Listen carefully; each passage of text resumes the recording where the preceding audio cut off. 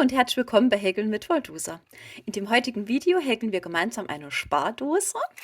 Wenn ihr noch neu hier auf meinem Kanal seid, könnt ihr diesen gerne kostenlos abonnieren und um keine Anleitungen zu verpassen, aktiviert ihr einfach noch diese kleine Glocke. So, also das ist hier diese Spardose, die wir heute häkeln. So, das ist eigentlich nur ein Bezug. Ich zeige euch das mal kurz. Also alles, was ihr braucht, ist eine leere Konservendose. Das ist jetzt bei mir, war das hier eine Tomaten, also so Tomaten in Saftdose, ja.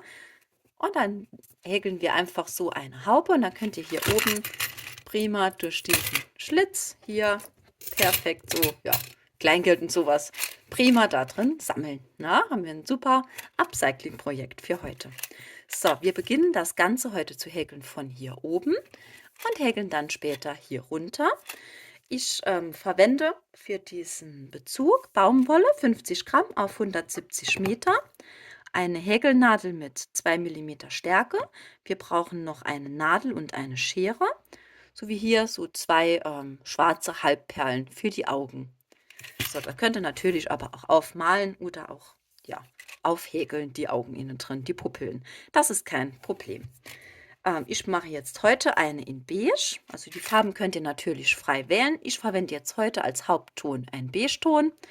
Dann später noch so ein bisschen Gelb. Hier so ein dunkleren Braunton für die Flügel und Weiß für die Augen. So, dann starten wir auch schon. Also wir beginnen, wie gesagt, von oben und häkeln dann nach unten. Wir starten das Ganze mit einem Fadenring und häkeln in diesen 6 feste Maschen hinein.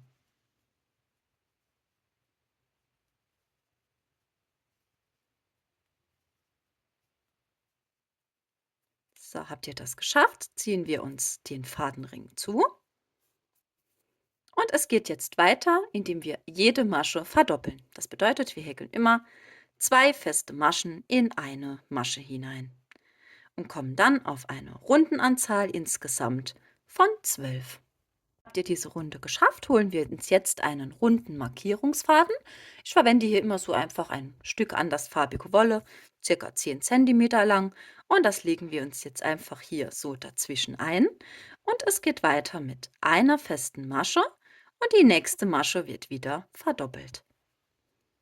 So, und das wiederholen wir komplett bis zu unserem runden Ende, also immer eine feste Masche und die nächste verdoppeln. Wenn ihr diese Runde dann geschafft habt, holen wir uns diesen runden Markierungsfaden und klappen uns den einfach so um. Das machen wir nach jeder Runde. Wir klappen den immer hin und her. Ich sage euch jetzt direkt jetzt die nächsten Schritte, bis wir hier an dieser kleinen Öffnung gleich weiterarbeiten. Und das geht jetzt wie folgt weiter. In dieser nächsten Runde hier häkeln wir jetzt 2 feste Maschen und eine Verdopplung. So. Ja, das wiederholen wir immer, also 2 feste Maschen, eine Verdopplung bis zu unserem runden Ende. Es geht dann in der nächsten Runde weiter mit 3 festen Maschen und einer Verdopplung, auch das immer wiederholend. Und dann folgt noch eine Runde mit 4 festen Maschen und einer Verdopplung, auch das immer wiederholend. Ich häkel jetzt mal diese nächsten Runden hier weiter und dann sehen wir uns gleich wieder. Hier bin ich wieder zurück. Also ich habe jetzt diese Runden hier weiter gehäkelt. Meine letzte war jetzt hier die mit 4 festen Maschen und einer Verdopplung. Und jetzt häkeln wir halt diesen Schlitz für das Kleingeld nachher hier reinzustecken. Und dazu schlagen wir jetzt 13 Luftmaschen an.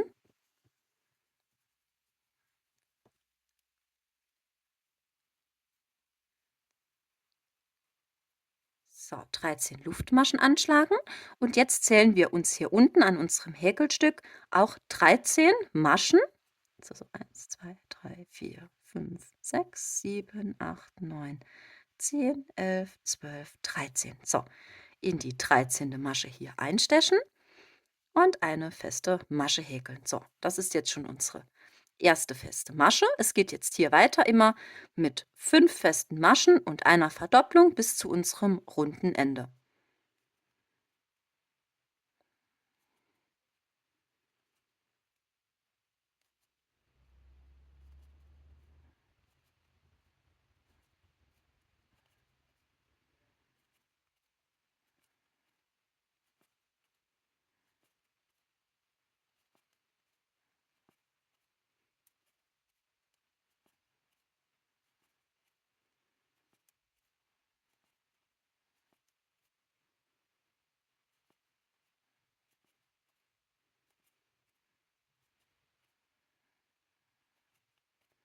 Ups.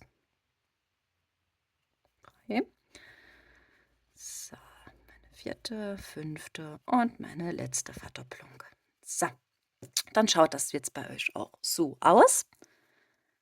Wir klappen uns diesen Markierungsfaden so nach oben und jetzt behäkeln wir hier diese Luftmaschenkette. Es geht jetzt weiter wieder mit 6 festen Maschen. Da könnt ihr einfach so einmal umschlagen. Ne? Da braucht ihr nicht hier oben extra in die Maschen. Ihr könnt einfach so um diese Luftmaschenkette häkeln. Also 6 feste Maschen und eine Verdopplung.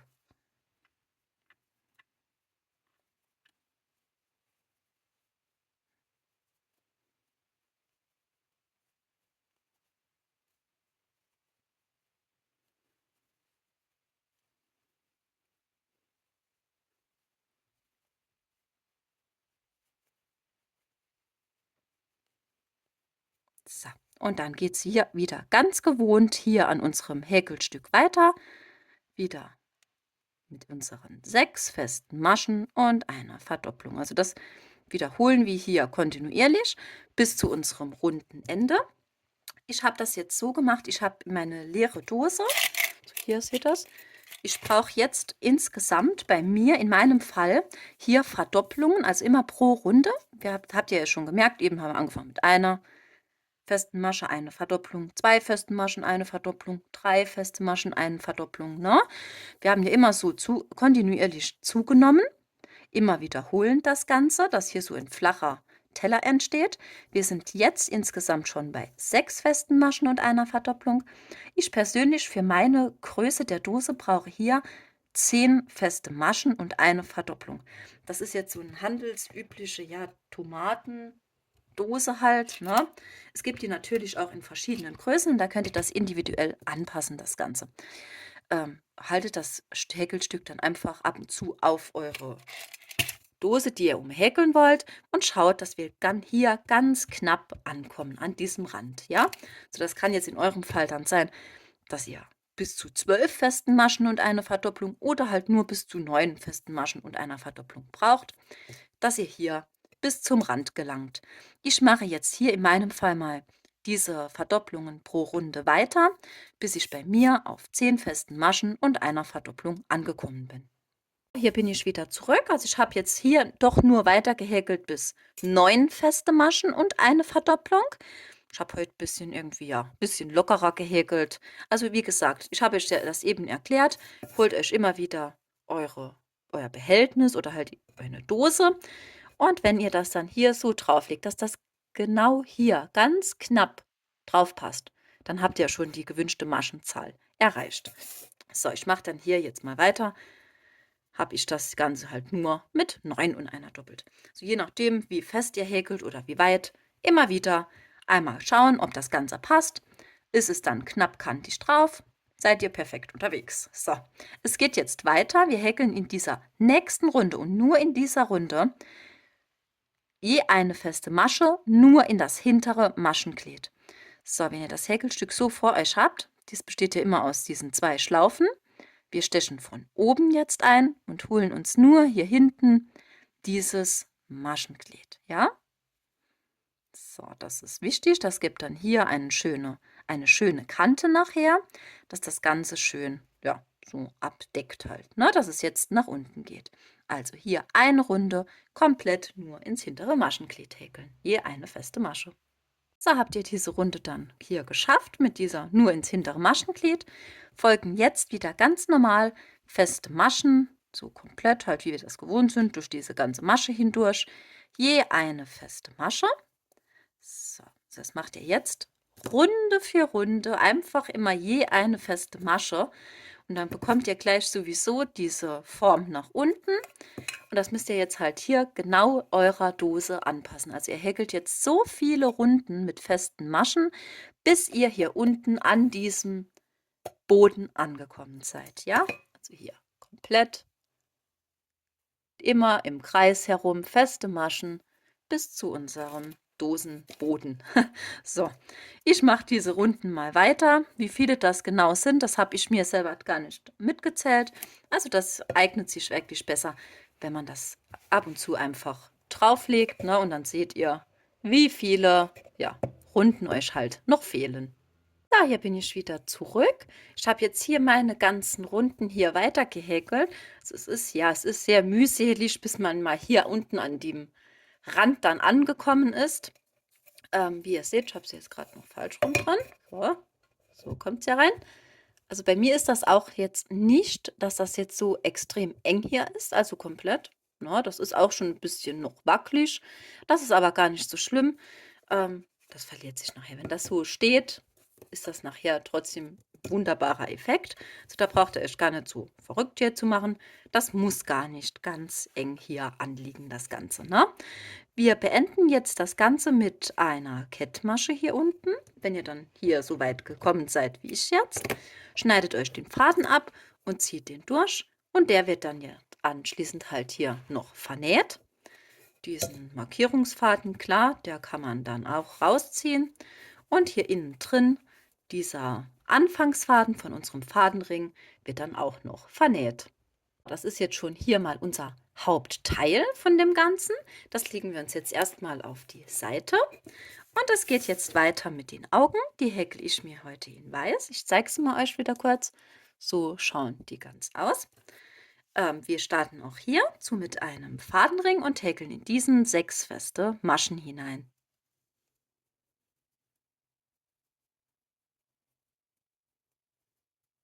Anschließend ziehen wir uns den Fadenring dann zu. So. Und es geht jetzt hier weiter, dass wir wieder jede Masche verdoppeln. Also wir häkeln wieder überall 2 feste Maschen in eine Masche hinein, bis wir auf eine Rundenanzahl von insgesamt 12 kommen. Ja, habt ihr das dann geschafft, holen wir uns unseren runden Markierungsfaden wieder, legen diesen ein und es geht jetzt weiter mit einer festen Masche und einer Verdopplung. Das wiederholen wir wieder hier komplett, also bis zu unserem runden Ende, eine feste Masche und eine Verdopplung immer, ja? In der nächsten Runde geht es dann weiter mit 2 festen Maschen und einer Verdopplung, auch das immer wiederholend. Ich mache diese beiden Runden jetzt mal schnell weiter. Habt ihr diese beiden Runden dann hier weiter gehäkelt, geht es jetzt weiter. Wir häkeln in die nächste Masche hier eine feste Masche und machen eine Luftmasche. In die nächste Masche wieder eine feste Masche und eine Luftmasche. So, und so häkeln wir jetzt hier komplett in dieser Runde. Also nach jeder festen Masche machen wir immer eine Luftmasche dazu. So, in jede eine feste Masche rein. So, eine Luftmasche, feste Masche, Luftmasche, nächste feste Masche, Luftmasche. Also es ist immer kontinuierlich. Arbeiten wir jetzt hier in dieser Runde. Haben wir hier, bekommen wir einen super schönen, ja, Abschluss hier. Ne? Das kann man ganz kurz erkennen. So, ich bleibe jetzt mal gerade noch bei euch und dann seht ihr das, wie ich das die ganze Zeit mache. Also eine feste Masche und eine Luftmasche häkeln.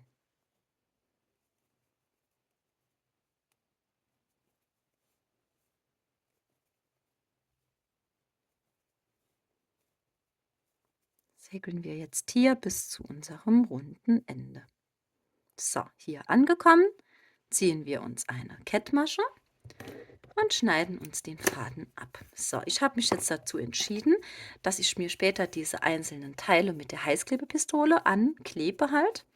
Solltet ihr das nicht vorhaben, lasst dann hier diesen Faden, wo wir jetzt abgeschnitten habt, einfach etwas länger, dass ihr diesen dann später zum Annähen noch benutzen könnt. Ja? In meinem Fall reicht es mir jetzt hier, wenn ich mir hier diesen Faden vernähe. Wir brauchen das Auge natürlich noch ein zweites Mal. Ich erkläre es euch schnell, dann braucht ihr nicht zurückzuspulen. Das war ein Fadenring mit 6 festen Maschen. Wir haben dann in der nächsten Runde alle Maschen verdoppelt. Wir sind dann auf die nächste Runde gegangen mit einer festen Masche, einer Verdopplung. Also immer wiederholend. Es ist dann noch eine Runde gefolgt mit 2 festen Maschen und einer Verdopplung. Auch das immer wiederholend. Und hier für diesen Abschluss zu bekommen, haben wir in jede Masche immer eine feste Masche und eine Luftmasche hier oben reingehäkelt. Ja? Also dann macht ihr das Ganze natürlich jetzt noch ein zweites Mal. Habt ihr dann beide Augen hier gehäkelt, legen wir auch das jetzt erstmal auf die Seite und es geht weiter mit dem Schnabel. Für den Schnabel schlagen wir uns jetzt hier mit Gelb oder eurer Farbe eurer Wahl halt erstmal 2 Luftmaschen an einer Luftmaschenkette hier an. So, 2 Luftmaschen und wir häkeln jetzt in diese erste Luftmasche 2 feste Maschen. So, 1, 2. Wir setzen uns eine Wendeluftmasche, drehen das Ganze um und verdoppeln jetzt hier jede Masche. So, also das ist die erste Verdopplung, 2. Und in die nächste hängen wir die dritte und die vierte feste Masche. So, wir machen wieder eine Wendeluftmasche, drehen das Ganze um und es geht weiter mit einer festen Masche und einer Verdopplung. Das wiederholen wir, eine feste Masche und wieder eine Verdopplung. So, auch hier wieder eine Wendeluftmasche anschließend. Wir drehen das Ganze und es geht weiter mit 2 festen Maschen, 1, 2 und einer Verdopplung. So, wieder 2 feste Maschen und eine Verdopplung. So, eine Wendeluftmasche. So, jetzt häkeln wir hier in jede Masche eine feste Masche hinunter.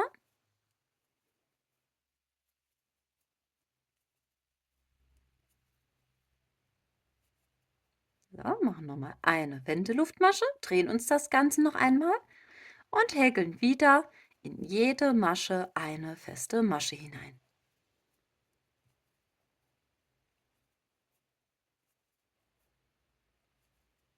So, anschließend schneiden wir uns den Faden ab. Auch hier gilt wieder, möchtet ihr das annähen, lasst den Faden etwas länger. Wenn nicht, einfach dann hier normal kürzen und jetzt werden hier beide Fäden vernäht. So, das ist dann unser Schnabel. Also wie gesagt, ich habe mir jetzt hier beide Fäden vernäht, weil ich mir das später einfach mit der Heißklebepistole hier draufklebe. So, das legen wir uns jetzt erstmal auf die Seite. Und es geht jetzt weiter mit den Flügeln. So, auch für die Flügel gilt das Gleiche jetzt hier wie hier bei den Augen. Ich erkläre euch diese Schritte jetzt direkt weiter, wie ich das Ganze jetzt anfange. Also wir beginnen das jetzt hier mit einem Fadenring. In diesem Fadenring häkeln wir 6 feste Maschen. Es folgt eine Runde, indem wir jede Masche wieder verdoppeln, wie bei den Augen, ja? Wir verdoppeln jede Masche, kommen dann auf insgesamt 12 Maschen in dieser Runde. Wir legen uns wieder diesen runden Markierungsfaden ein und häkeln dann eine feste Masche und eine Verdopplung, immer wiederholend. In der darauffolgenden Runde häkeln wir 2 feste Maschen und eine Verdopplung. So, also es ist wie hier bei den Augen, nur hier dieser letzte Rand nicht häkeln, also nur bis 2 feste Maschen, eine Verdopplung, immer wiederholend, ja? Ich mache die jetzt mal schnell. So, hier bin ich wieder zurück. Also ich habe jetzt diese ganzen Runden hier gehäkelt. Also mit diesen Zunahmen, bis wir insgesamt 2 festen Maschen und einer Verdopplung angekommen sind. Ja? So, wir häkeln jetzt in die nächste Masche hier, häkeln wir ein halbes Stäbchen. So, ein halbes und ein normales Stäbchen in eine Masche. So, alles in die gleiche. Ein halbes Stäbchen und ein Stäbchen in einer, ja? In die nächste Masche hier häkeln wir 2 doppelte Stäbchen. So, also das zeige ich euch mal. Beim normalen macht ihr nur einen Umschlag und beim doppelten 2. So, wir häkeln 2 doppelte Stäbchen jetzt in eine Masche. Das erste, das zweite. So, in die nächste Masche hier häkeln wir wieder ein Stäbchen und ein halbes Stäbchen in die gleiche Masche. So. Und jetzt gehen wir hier außen an diesem Rand komplett einmal rum mit festen Maschen. So, ich bleibe jetzt bei diesem Flügel mal hier bei euch und zeige euch gleich, wie wir hier diesen Abschluss noch machen.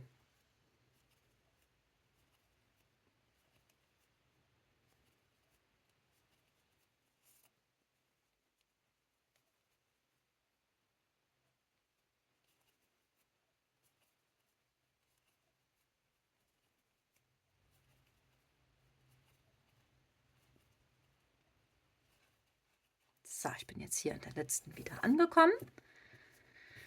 Diesen runden Markierungsfaden, den könnt ihr ruhig jetzt rausziehen, den brauchen wir nicht mehr. So, wir häkeln jetzt hier wieder, wie eben bei diesen Augen, mit diesem Muster für diesen Abschluss. Wir fangen aber jetzt hier an, dass wir erst eine Luftmasche setzen, in die nächste Masche wieder eine feste, eine Luftmasche. Und das machen wir jetzt nur hier an dieser Spitze, wo wir diese Stäbchen halt hineingehäkelt haben, ja?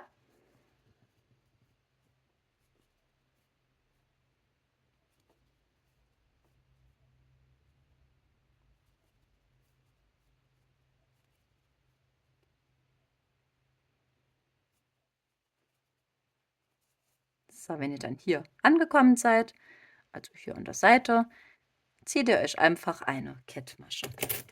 Den Faden dann wieder abschneiden. Wenn ihr es halt annähen wollt, lasst diesen länger und vernäht nur diesen. In meinem Fall vernähe ich hier wieder beide. Das Ganze brauchen wir jetzt natürlich noch ein zweites Mal. Ich denke, ist jetzt ganz klar. Also wir haben hier diese Verdopplungen gehabt, bis 2 feste Maschen und eine Verdopplung, ne? Immer das Ganze wiederholend. Es ist dann gefolgt hier mit in eine Masche ein halbes Stäbchen, ein normales Stäbchen. In die nächste Masche hatten wir 2 doppelte Stäbchen und hier in diese dritte hatten wir dann ein Stäbchen und ein halbes. Sind einmal komplett mit festen Maschen hier außenrum und haben dann hier wie den gleichen Abschluss gemacht wie eben bei diesen Augen mit dieser einen Luftmasche und einer festen Masche und das Ganze dann hier mit einer Kettmasche beendet. So, hier bin ich wieder zurück. Ich habe jetzt auch hier meinen zweiten Flügel auch fertig gehäkelt. So, gehäkelt haben wir jetzt komplett alle Kleinteile, was wir brauchen. Jetzt setzen wir das Ganze zusammen. Wie gesagt, ich verwende hier halt heute wieder meine Heißklebepistole, weil das ein bisschen schneller geht. So, jetzt, ihr könnt das natürlich aber auch annähen, ne? Ist egal. So, das funktioniert am besten, diese Teile zusammenzusetzen, wenn ihr diesen Bezug über diese Dose stülpt. Ich schaue jetzt immer, dass hier hinten diese Lasche, wo das Geld reinfällt, immer nach hinten gerichtet ist. Ne? Ihr könnt das natürlich auch nach vorne machen, aber es geht so irgendwie schneller, ne? Wenn ihr nachher das Geld so reinwerft. Äh, Es geht besser in diese Richtung. Ne? Ja, wie gesagt, also wir kleben jetzt hier alles an. Ich mache das so, dass ich jetzt beginne mit dem Schnabel. Und dann mache ich mir jetzt hier einfach so, ja, ziemlich mittig, ne? Ja, gerade ein bisschen Heißkleber dran. Und dann kann man hier den Schnabel schon andrücken. Und die Augen setze ich so an, also ein kleines bisschen über den Schnabel und hier oben aber. So, sieht man das? Ja, so ein kleines bisschen, dass das ein bisschen drüber blitzt, ne? So, dann machen wir jetzt auch hier ein bisschen Heißkleber dran. So, das geht wirklich deutlich schneller. Mal nur aufpassen, dass man sich halt nicht immer die Finger verbrennt. Ne? Das kommt manchmal gern heiß durch die Wolle durch. Das ist dann immer ein bisschen ungünstig, aber es geht halt wirklich einfach viel, viel, viel schneller. So, für diese Augen benutze ich jetzt auch hier heute wieder schwarze Halbperlen. Ich habe jetzt hier relativ große, das ist 1 Zentimeter sind die. So, ihr könntet das natürlich jetzt auch alternativ mit schwarzem Garn, ne, Fadenring mit 6 festen Maschen zum Beispiel machen und diesen dann aufnähen oder aufkleben. Das ist egal. Oder mit unserem Perlenpennstift, den wir in vielen Videos verwenden, könnt ihr das auch aufmalen. Also da habt ihr ganz viele Möglichkeiten. Ich finde diese großen Halbperlen hier halt ja besonders schön irgendwie. Diese Flügel, die nähen oder kleben wir nur hier auf, dass hier dieser Rand, wo wir diese Stäbchen gehäkelt haben, ja, dass der noch absteht. So, dann mache ich das jetzt hier mal so. Und klebe mir den hier an der Seite dran. So, und dann stehen die noch so ein bisschen ab. Das ist ganz süß.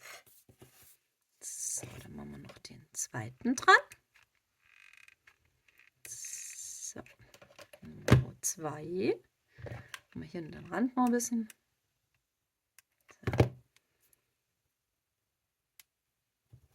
So, und dann natürlich gucken, dass das ungefähr, ne, gegenüberliegend das Ganze sitzt.